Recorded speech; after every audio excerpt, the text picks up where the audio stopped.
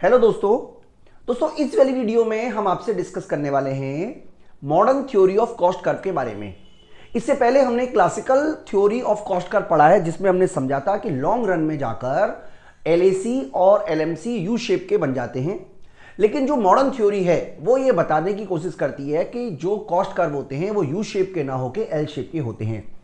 इस वाली वीडियो में हम आपको यही समझाने का प्रयास करेंगे कि आखिरकार एल शेप के एलएसी होने का या एलएमसी होने की क्या वजह है अकॉर्डिंग टू मॉडर्न थ्योरी। तो दोस्तों ये पूरा का पूरा जो वीडियो है वो आपके UGC net, PGD economics, UPSC तमाम तरीके के कोर्सेज में लगता है। तो सभी तरीके के कोर्सेज आपको हमारी एप्लीकेशन महाविद्या इकोनॉमिक्स स्कूल के माध्यम से मिल जाएंगे। तो आप हमारी एप्लीकेशन महाविद्या इकोनॉमिक्स स्कूल जरूर डाउनलोड कर लें।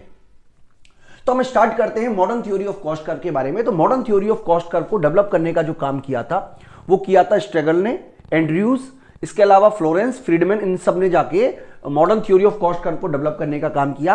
और modern theory of cost curve का जो बेसिक जो पर्पज है या बेसिक जो उसकी एक तरीके से थ्योरी है वो ये बताने की कोशिश करती है कि ये जो शेप होती है कॉस्ट कर्व की वो यू शेप ना होके एल शेप की होती है, जिसको हम इंपेरिकल कर्व भी कहते हैं। तो आखिरकार एल शेप के कॉस्ट कर्व क्यों होते हैं, इसकी वजह मॉडर्न इकोनॉमिस्ट ने बताई एक्सेस कैपेसिटी या reserve capacity, sorry, build in reserve capacity. तो अब हम इस वीडियो में आपको एक कंसेप्ट समझाने वाले हैं रिजर्व कैपेसिटी का। देखिए ध्यान से समझिएगा। जैसे मान लीजिए कोई भी फर्म है,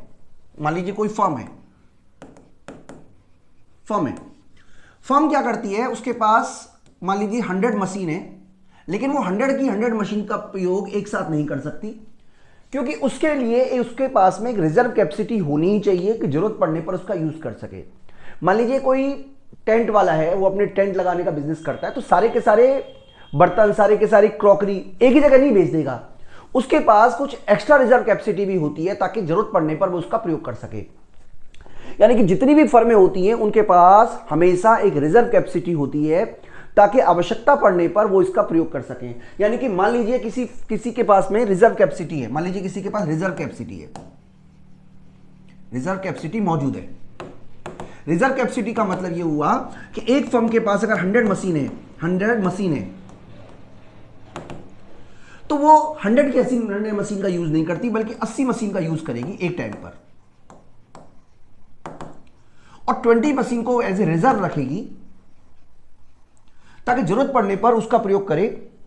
तो यही आपको कंसेप्ट समझना है। जितनी भी फर्में होती हैं सभी के पास अपनी एक रिजर्व कैपेसिटी होती है। इसका सिंपल सरल मतलब यह हुआ कि अगर कभी भी प्रोडक्शन बढ़ाने की जरूरत पड़ जाती है तब जाके वो रिजर्व कैपेसिटी का यूज करती हैं। इंडिया में भी देखो रिजर्व फोर्स, इंडिया के पास भी रिजर्व फोर्स है। हर कंपनी, हर सरकार अपने पास कोई ना कोई रिजर्व जरूर रखती है ताकि जरूरत पड़ने पर उसका प्रयोग करे, बाकी के समय उसका प्रयोग ना करे। तो यहां पे यह समझाने की कोशिश की जा रही है कि हर कंपनी, हर मशीन, हर कंपनी के पास में, हर बिजनेसमैन के पास में कुछ रिजर्व कैपेसिटी होती है, जिसकी कुछ वजह उन्होंने बताई है कि मान लीजिए कोई फ्रैक्शनल या सीजनल डिमांड क्रिएट हो जाती है, सडनली कोई डिमांड आ जाती है। अब कभी कोई अचानक से डिमांड क्रिएट हो जाती है, हर मौसम में डिमांड रहती नहीं है, लेकिन सीजनल डिमांड बढ़ गई है, तो उसके लिए वो अपनी रिजर्व कैपेसिटी बना के रखता है।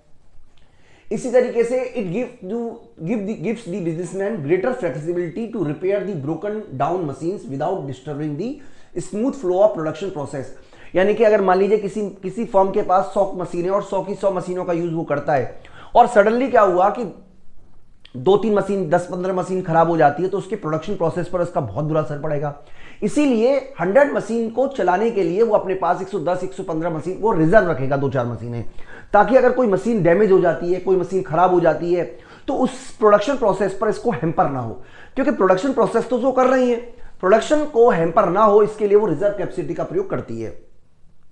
इसी तरीके से it give greater freedom to entrepreneur to expand output in demand increases. यानी कि जैसे जैसे डिमांड इंक्रीज होती है वैसे वैसे वो अपनी प्रोडक्शन को इंक्रीज कर सके, इसकी वो फ्लेक्सिबिलिटी देती है। तो इन सभी वजह से एक फर्म अपने पास रिजर्व कैपेसिटी बना के रखती है। इस रिजर्व कैपेसिटी की वजह से ही आप आगे जाके समझोगे कि जो कॉस्ट कर्व होता है वो यू शेप ना होके एल शेप का होता है। अब हम आगे बात करेंगे आपको कॉस्ट कर्व के बारे में। तो देखिए दो तरीके के कॉस्ट कर्व हम यहां पे डिस्कस करेंगे। सबसे पहले हम बात करेंगे शॉर्ट रन कॉस्ट कर्व की। जिसमें हम आपको समझाएंगे एसी, एबीसी, एएफसी, एमसी और एसी के बारे में। ठीक है जी, उसी तरीके से जिसको हम क्या बोलते थे, एसएबीसी बोल रहे हैं, ताकि ये क्लियर हो जाए कि ये शॉर्ट रन का है। ठीक है, और इसी तरीके से लॉन्ग रन दिखाएंगे। लॉन्ग रन में हमारा बनेगा एलएमसी और एलएसी। तो इन सभी की शेप मॉडर्न थ्योरी में किस तरीके से डिजाइन की गई है वो हम आगे डिस्कस करते हैं। अगर हम बात करें average cost curve, average variable cost, average fix cost और मार्जिनल कॉस्ट शॉर्ट रन में किस तरीके के होते हैं मॉडर्न इकोनॉमिक्स में, तो मॉडर्न इकोनॉमिक्स का ये मानना था कि सबसे पहले हम बात करेंगे एवरेज वेरिएबल कॉस्ट की। तो मॉडर्न इकोनॉमिक्स का ये मानना था कि average variable cost saucer shape का होता है, यानी कि तस्तरी के आकार का होता है, जो पहले गिरता है और एक फ्लैट रेखा बना लेता है लंबी सी, और उसके बाद बढ़ना शुरू कर देता है। क्या वजह है वो मैं आपको समझाने की कोशिश करता हूं। देखिए, सबसे पहले मान लीजिए किसी फर्म के पास में जो कैपेसिटी है, मतलब एक तरीके से जो वो 50 मशीन है उसके पास में, या 50 शर्ट बनाने की कैपेसिटी है, शर्ट बनाने की कैपेसिटी है। यानी कि इस केस में अगर वो अपनी पूरी कैपेसिटी, मान लीजिए सबसे पहले क्या होता है, जैसे जैसे प्रोडक्शन बढ़ता है वो एवरेज वेरिएबल कॉस्ट उसकी गिरती है, और उसके बाद जब तक उसकी पूरी कैपेसिटी का प्रयोग नहीं हो जाता तब तक एवरेज वेरिएबल कॉस्ट कांस्टेंट बनी रहती है, और उसके बाद एवरेज वेरिएबल कॉस्ट बढ़ना स्टार्ट करती है। इस तरीके से एवरेज वेरिएबल कॉस्ट होती है। यानी कि एवरेज वेरिएबल कॉस्ट की शेप किस तरीके से होती है, यहां पे ये दिखा रहा है कि उसकी जो रिजर्व एक्सेस कैपेसिटी है उसका फुल्ली यूटिलाइज हो गया है, यानी कि 50 शर्ट बनाने पर, तो ये 30 है मान लीजिए। तो इसका मतलब ये हुआ कि जब तक वो 30 शर्ट नहीं बनाएगा उसकी जो एवरेज वेरिएबल कॉस्ट है वो गिरती रहेगी, यानी कि जैसे जैसे प्रोडक्शन बढ़ रहा है जो उसकी एवरेज वेरिएबल कॉस्ट है वो गिरेगी, लेकिन 30 के बाद 40 पर आते आते तक वो कांस्टेंट रहेगी, और उसके बाद अगर वो ज्यादा शर्ट बनाता है तब जाके उसकी जो एवरेज वेरिएबल कॉस्ट है वो इंक्रीज करेगी। तो इस तरीके की शेप होती है एवरेज वेरिएबल कॉस्ट की। तो मैं आपको दोबारा से बोल देता हूं, मॉडर्न इकोनॉमिक्स का यह मानना था कि हर फर्म के पास एक्स्ट्रा रिजर्व कैपेसिटी एग्जिस्ट करती है। बिल्ड इन कैपेसिटी का नाम दिया उन्होंने रिजर्व कैपेसिटी, यानी कि जब तक किसी फर्म की रिजर्व कैपेसिटी का पूरा यूज नहीं हो रहा है तब तक एवरेज वेरिएबल कॉस्ट फॉल करेगी, गिरती रहेगी, गिरती रहेगी, गिरती रहेगी, और इसके बाद एवरेज वेरिएबल कॉस्ट बढ़ना स्टार्ट कर देगी। तो एवरेज वेरिएबल कॉस्ट की शेप के बारे में आपको जानकारी हो गई होगी। यानी कि यहां पे लिखा हुआ है the short run average variable cost curve in modern micro economics theory is saucer shape that is broadly U shape. Broadly मतलब है चौड़ा यू शेप का, जैसे यू तो इस तरीके का होता है, ब्रॉडली यू का मतलब इस तरीके का चौड़ा, इस तरीके का यू शेप होता है, broadly U-shaped but has a flat stretch over a range of output. This flat stretch represent the built-in reserve capacity of the plant. यानी कि ये बता रहा है कि एक फर्म के पास इतनी रिजर्व कैपेसिटी मौजूद है। दूसरा अगर हम बात करें average variable average fix cost की, तो मॉडर्न इकोनॉमिक्स भी एवरेज फिक्स कॉस्ट की शेप वैसे ही लेता है जिस तरीके की शेप इनकी है। एवरेज वेरिएबल कॉस्ट का मतलब ये हुआ इस तरीके की शेप लेता है, ऐसे बिल्कुल ऐसी शेप। इसका मतलब यह हुआ कि जैसे जैसे आप अपना प्रोडक्शन को बढ़ाओगे आपकी जो प्रोडक्शन की जो कॉस्ट है वो गिरती रहेगी, क्योंकि फिक्स कॉस्ट तो सेम रहती है। तो इस मॉडर्न इकोनॉमिक्स ने भी क्लासिकल इकोनॉमिक्स की तरह यही माना कि जो एवरेज फिक्स कॉस्ट होती है वो रेक्टेंगुलर हाइपरबोला होती है। रेक्टेंगुलर हाइपरबोला का मतलब यह हुआ कि इस केस में भी आपका जो प्रोडक्शन है वो जैसे जैसे आप प्रोडक्शन को इंक्रीज करोगे आपकी एवरेज फिक्स कॉस्ट लगातार इंक्रीज ही करती रहेगी, कभी भी फॉल नहीं करेगी, जिसकी वजह से उन्होंने एवरेज फिक्स कॉस्ट कर्व को डाउनवर्ड माना। जैसा कि आप यहां देख पा रहे हो कि जैसे जैसे आप प्रोडक्शन कर रहे हो वैसे वैसे आपकी जो फिक्स कॉस्ट है वो लगातार गिरती चली जा रही है, और गिरने की जो स्पीड है वो कम हो रही है। अगर हम बात करें एवरेज कॉस्ट की, देखिए मैं आपको एवरेज कॉस्ट कर्व बनाने की कोशिश करता हूं। मान लीजिए हम एक एग्जांपल के लिए ले रहे हैं, मान लीजिए आप यूनिट प्रोड्यूस कर रहे हो 10, 20, 30 और 40 और 50, हम ऐसे मान के चल रहे हैं, और आपकी जो एवरेज फिक्स कॉस्ट है मान लीजिए पहले 100 है, फिर 50 हो गई, फिर 33 हो गई, फिर 25 हो गई, फिर 20 हो गई, फिर 18 हो गई, हम ये मान के चल रहे हैं। और एवरेज वेरिएबल कॉस्ट पहले मान लीजिए 100 है, फिर 80 हुई, फिर 60 पे कांस्टेंट हो गई, और फिर बढ़ना स्टार्ट हो गई। तो जो एवरेज कॉस्ट होगी दोनों का सम वो कैसे निकालेंगे? 200, 130, 93, इसके बाद 85, 80 और उसके बाद 98, यानी कि बढ़ना स्टार्ट कर देगी। तो इसका मतलब ये हुआ कि अगर हम इन दोनों को जोड़ दें तो देखो कर्व कैसा बनेगा। मैं आपको एक बार कर्व बना के समझा देता हूं। एवरेज कॉस्ट कर्व किस तरीके का बनता है। इसी टेबल को अगर हम बेस माने तो देखिए जो हमारी एवरेज वेरिएबल कॉस्ट है वो इस तरीके की बनेगी। यहां इसका मिनिमम पॉइंट आ गया है, ये फुल रिजर्व कैपेसिटी को हम डिनोट कर रहे हैं। और जो एवरेज फिक्स कॉस्ट है वो इस तरीके की बनेगी।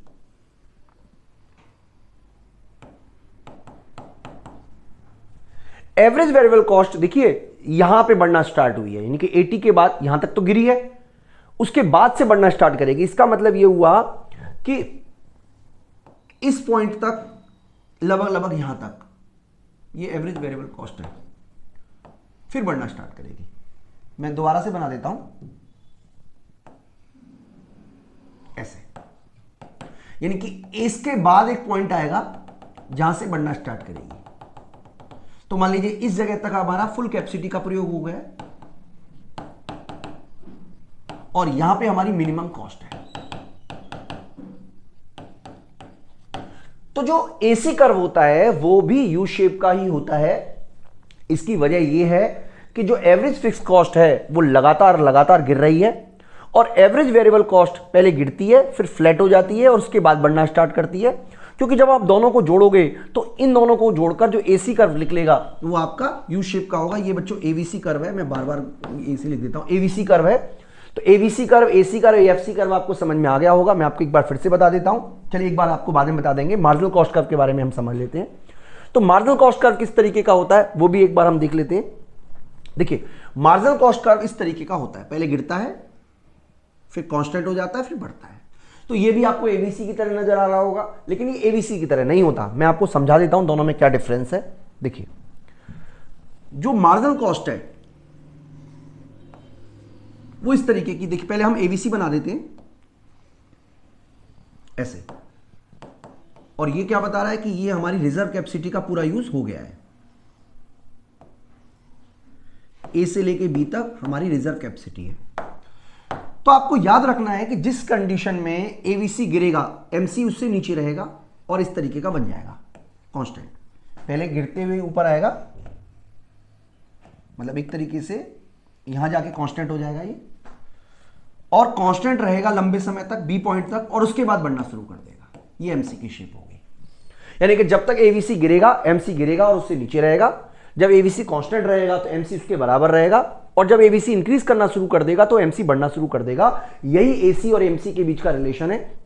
जब हम चारों डायग्राम एक साथ बनाएंगे तो आपको, अगर आपको कोई कंफ्यूजन रहेगी तो वो और क्लियर हो जाएगी किस तरीके की शेप इनकी बन के निकल के आती है मॉडर्न शेप कर्व में।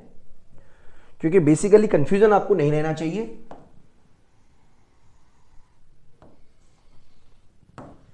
इसीलिए मैं आपको ये समझाने की कोशिश कर रहा हूं। देखिए सबसे पहले अगर हम बात करें एबीसी की, तो एबीसी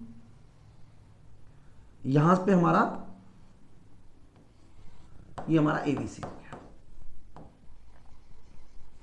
ये ए से लेके बी पॉइंट तक हमारी रिजर्व कैपेसिटी का पूरा यूज हो गया है। ठीक है जी, मैं x0 बोल देता हूं। जो एएफसी है, एएफसी जो है वो इस पॉइंट तक गिरता रहेगा, लगातार गिरता रहेगा। और एसी जो है, आपको मैंने ऑलरेडी बता रखा है, एसी जो है वो गिरेगा और बढ़ना स्टार्ट कर देगा। इसका मिनिमम पॉइंट ये वाला है, जिसको कि मैं नाम H बोल देता हूं। इसको U बोल देते हैं, इसको M बोल देते हैं। चलिए इसको तो A और B डला हुआ है ऑलरेडी। ठीक है जी, इसको हम H बोल देते हैं या C बोल देते हैं इसको। MC क्या करेगा, MC सबसे नीचे से आएगा और यहां की तरफ इसको A के बराबर हो जाएगा ऐसा, और उसके बाद कांस्टेंट रहेगा और C पॉइंट कटते हुए ऊपर की तरफ चला जाएगा। ये MC की शेप होती है। यानी कि मैं उम्मीद करता हूं कि आपको सारी शेप क्लियर हो गई होंगी। सबसे ऊपर जो रूल तो वही रहेगा कि एमसी एबीसी और एसी को उसके मिनिमम पॉइंट पे कट करता है, तो वो रूल यहां पे भी फॉलो हो रहा है। बेसिकली ये मॉडर्न कर्व है, और मॉडर्न कर्व ये मानते हैं कि जो स्ट्रेच लेवल होता है वो बहुत बड़ा होता है, खासतौर पे एबीसी का। ये तो रही बात शॉर्ट रन कॉस्ट कर्व के बारे में। अब हम बात करते हैं कि आखिरकार modern theory long run cost curve किस तरीके का एज्यूम करके चलती है। तो देखिए, लॉन्ग रन कॉस्ट कर्व की अगर हम बात करें तो in the long run all cost are variable, यानी कि लॉन्ग रन में किसी भी तरीके की फिक्स कॉस्ट होती ही नहीं है। जब फिक्स कॉस्ट नहीं होगी तो केवल वेरिएबल कॉस्ट बचेगी, और जब वेरिएबल कॉस्ट बचेगी तो किस तरीके की शेप होंगी, इसके बारे में हम आपसे जानकारी दे देंगे। According to the modern theory of cost curve, the long run average cost curve LAC and LMC are L shape and not U shape. तो यहां पे हमें समझना है कि जो एलएसी होगा वो एल शेप का होगा, और जो एलएमसी होगा वो भी एल शेप का होगा, यू शेप के नहीं होंगे। इसकी वजह है, सबसे पहले हम बात कर रहे हैं long run average cost curve की। तो यहां पे ये बताने की कोशिश की जा रही है कि दो तरह की कॉस्ट किसी फर्म को बियर करनी पड़ती है, प्रोडक्शन कॉस्ट और मैनेजरियल कॉस्ट। देखो, प्रोडक्शन कॉस्ट जो होती है वो जैसे जैसे आप प्रोडक्शन करते हो आपको सस्ता होता चला जाता है। इसकी वजह क्या है? वजह है हमारी टेक्नोलॉजी, वजह है आपकी how to learning curve. Basically आपको यह याद रखना है कि जैसे जैसे आप प्रोडक्शन करते हो, नई नई मशीनों का, नए नए इक्विपमेंट का यूज होता है। अगर आप टीवी देखोगे तो पुराने जमाने में मोबाइल फोन कितने महंगे आते थे, अब कितने सस्ते हो गए। इसकी वजह है technology. Because an increase in production cost are falling, यानी कि प्रोडक्शन कॉस्ट क्या करती है, लगातार गिरती रहती है। जैसे जैसे आप प्रोडक्शन को बढ़ाते हो, प्रोडक्शन की जो कॉस्ट है वो लगातार गिरती रहती है। Falling continuously due to technological progress and learning by doing. किसकी वजह से बढ़ती है? पहला, टेक्नोलॉजिकल प्रोग्रेस होने की वजह से लगातार गिरती रहती है, और लर्निंग बाय डूइंग की वजह से। जबकि दूसरी ओर अगर आप स्केल ऑफ प्रोडक्शन को इंक्रीज करते हो तो आपकी जो मैनेजरियल कॉस्ट है वो लगातार बढ़ती है। क्योंकि मैनेजरियल कॉस्ट बढ़ रही है, क्योंकि हमारी एवरेज जो प्रोडक्शन कॉस्ट है वो गिर रही है। लेकिन यहां पे ये समझना है कि जो प्रोडक्शन कॉस्ट है उसमें ज्यादा कमी आती है, तेजी से कमी आती है as compare to marginal cost बढ़ने की वजह से, जिसकी वजह से एलएसी लगातार गिरता रहेगा। मैं आपको एक एग्जांपल से समझा देता हूं। मान लीजिए आप 10 शर्ट बना रहे हो और आपकी प्रोडक्शन कॉस्ट आ रही है 100 रुपए, और आपकी मैनेजरियल कॉस्ट आ रही है 100 रुपए। तो आपकी टोटल कॉस्ट जो आ गई है, मतलब प्रोडक्शन कॉस्ट जो आपकी जो कॉस्ट आ रही है टोटल, वो आ रही है 200 रुपए। अब वो ये कह रहा है कि जब आप क्या करते हो, 20 शर्ट बनाते हो, 30 शर्ट बनाते हो, 40 बना रहे हो, 50 बना रहे हो, तो आपकी जो प्रोडक्शन कॉस्ट है वो लगातार गिरती रहेगी, लगातार गिरती रहेगी। हालांकि जो मैनेजरियल कॉस्ट है वो बढ़ती है, लेकिन इसके बढ़ने की जो स्पीड है वो कंपैरेटिवली कम बढ़ती है।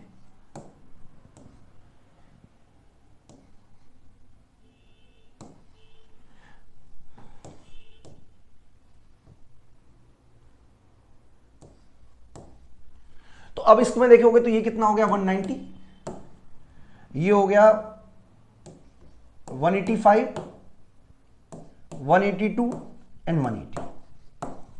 इसका मतलब ये कहना चाह रहा है कि दो तरह की कॉस्ट आती हैं किसी भी फर्म के सामने, एक प्रोडक्शन कॉस्ट, एक managerial cost. Production cost production के बढ़ने से लगातार गिरती है सॉरी।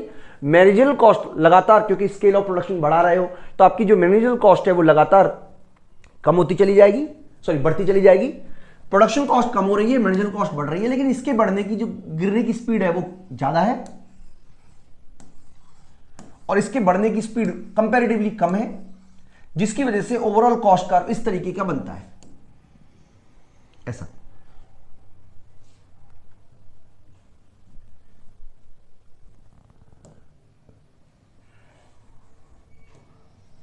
ऐसा SAC1,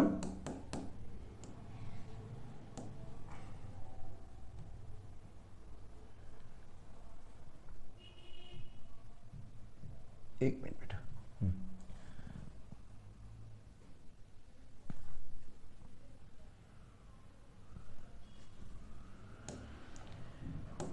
SAC1 SAC2, SAC3। अब उन्होंने एक इंपेरिकल स्टडी की मॉडर्न थ्योरी ने, और उन्होंने बताया कि एक फर्म अपनी फुल कैपेसिटी का 2/3 ही प्रयोग करती है, यानी कि केवल और केवल 2/3, यानी कि लगभग 66.7%, लगभग 67% ही अपनी पूरी कैपेसिटी का प्रयोग करती है। इसका मतलब एक फर्म जो है वो अपनी पूरी कैपेसिटी का प्रयोग ना करके 2/3 प्रयोग करती है, यानी कि ये हमारा 2/3 है, ये 2/3 है, ये 2/3 है। और अगर हम इन 2/3 को जोड़ दें तो हमें जो कर्व मिलेगा वो मिलेगा long run average cost curve. तो इस तरीके के average cost curve long run में बनता है, यानी कि हर फर्म अपनी 2/3 कैपेसिटी का ही प्रयोग कर रही होती है, बाकी का प्रयोग नहीं कर रही होती है, जिसकी वजह से LAC कर्व L शेप का होता है, जैसा कि हमने आपको यहां पे बता दिया।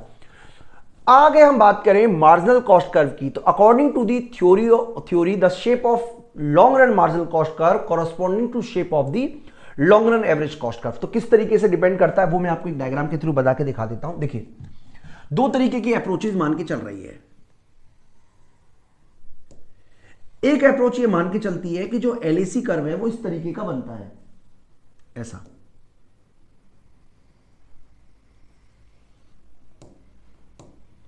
ये हमारा LAC है। एक और अप्रोच है वो ये मान के चलती है कि LAC कर्व इस तरीके का बनता है।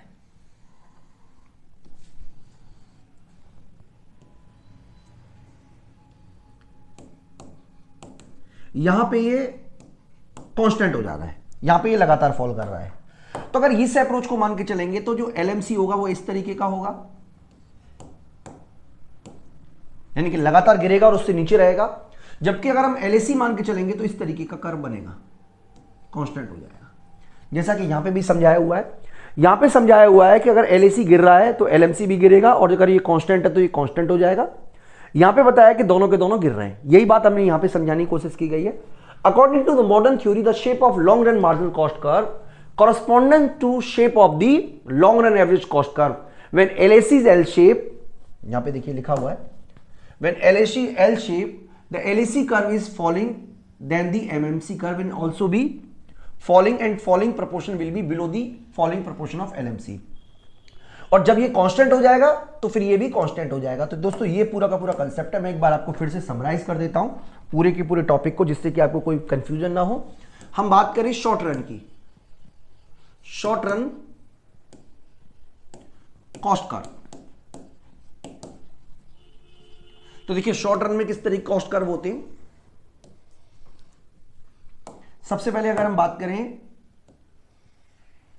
तो ये हमारा ABC है,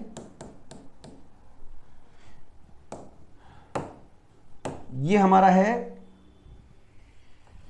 AFC, लगातार गिरता रहता है।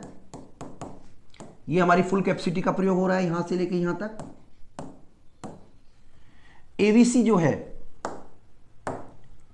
वो गिरता है और उसके बाद बढ़ना शुरू कर देता है। ये पॉइंट हमने C ले लिया है। और जो MC है वो गिरेगा, यहां पे कांस्टेंट हो जाएगा और फिर बढ़ता हुआ ऊपर की तरफ चला जाएगा। इस तरीके की शेप हमने देखी है शॉर्ट रन में। लॉन्ग रन की बात करें तो लॉन्ग रन में हमने ऑलरेडी हम समझ चुके हैं कि LAC इस तरीके का होता है, तो जो LMC होगा वो भी इस तरीके का होगा। और अगर हम ये मान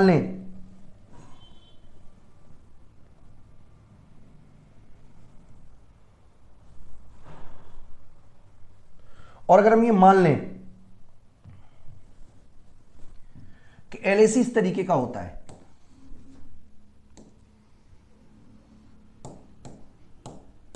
तो LMC नीचे से आएगा और यहां पे जाके कांस्टेंट हो जाएगा, तो ये LMC की शेप हो गई। तो दोस्तों मैं उम्मीद करता हूं कि आपको अच्छी तरीके से modern theory of cost curve समझ में आ गई होगी। इस वीडियो में इतना ही, थैंक यू।